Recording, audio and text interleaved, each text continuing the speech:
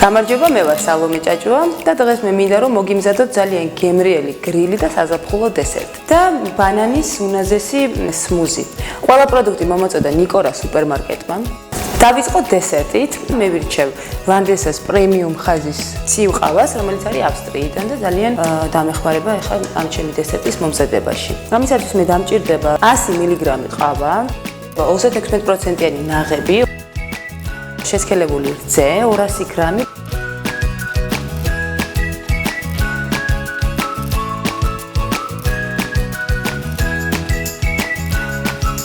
ჩვენი ადგილობრივი ნაღები მივიყვანეთ კრემის კონსისტენციამდე, გადავურებ ყავის და შედედებული ძის ენში.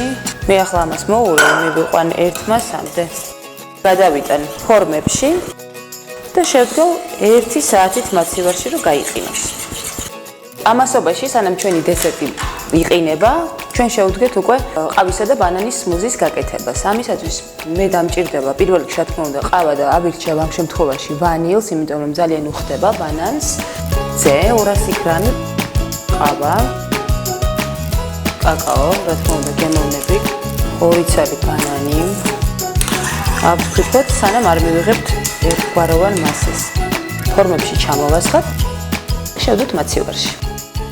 ჩვენი ლანდესას საზაფხულო დესერტი და ყავის სმუზი, აგერ ხედავთ რომ მზად არის და მე მგონი რომ ძალიან გემრიელი გამოვა და იმედია მოეწონებათ ჩემს მეკობრებს.